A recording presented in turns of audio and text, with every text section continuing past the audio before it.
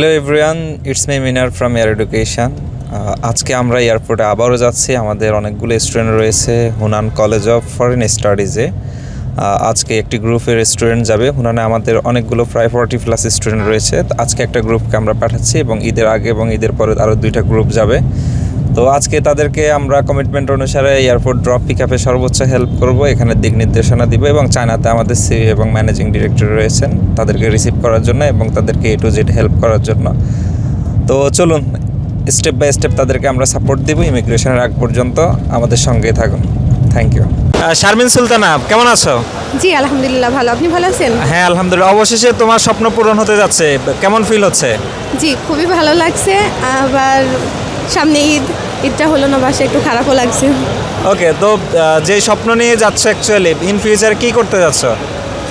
In future ওখান থেকে ভালো কিছু করে দেশে আরও ভালো কিছু করতে চাই। ওকে, আমি হ্যাঁ দিয়েছি, মানে সব দিক থেকে খুবই ভালো ছিল, মানে সব দিক থেকে হেল্প হয়েছে আমার। Okay, I am very excited.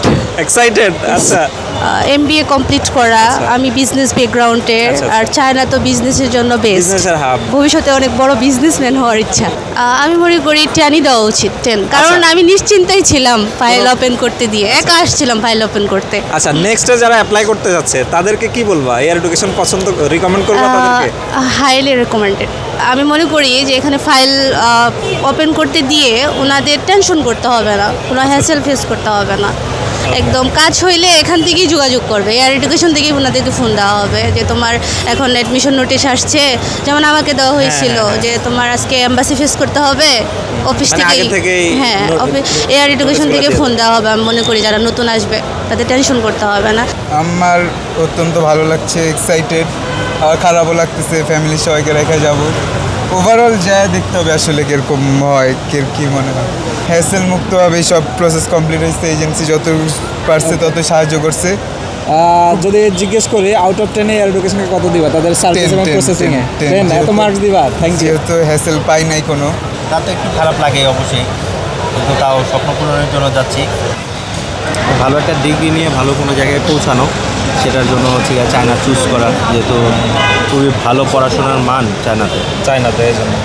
তো ওয়ার্ল্ড র্যাঙ্কিংয়েও আর টিএসপি র্যাঙ্কিংয়েও হচ্ছে চায়নার ইউনিভার্সিটিগুলো আগানো, তো এই সুবাদে হচ্ছে চায়নাটা চুজ করা। আর এয়ার এডুকেশনের মাধ্যমে হচ্ছে এই কারণেই চায়না যাচ্ছি। ফিল আসলে ভিতরে এখনো অন্যরকম চলে যাইতেছি, যদিও একটু খারাপ লাগছে, কিন্তু তারপরেও ক্যারিয়ার ওখানে আগে যেতে হবে, ওখানে আগে শেষ করতে হবে, তারপরে এখানে এসে আবার ফ্যামিলির সাথে। চায়নাটা আসলে পছন্দ হইতেছে আমার, আগে আমার আব্বু পছন্দ করছে। আচ্ছা, আমার আব্বুর ইচ্ছা, আব্বু নিজের থেকে ইচ্ছা করছিল। আব্বু এখন বর্তমানে পৃথিবীতে নাই, কিছুদিন আগে মারা গেছে। আচ্ছা, মারা গেছে। আব্বুর ইচ্ছা এই হিসাবে আরও মানে আমারও ভিতরে আগ্রহ হয়ে গেছে না, আব্বুর যেহেতু শেষ ইচ্ছা, এটা আমার। আচ্ছা, ওকে।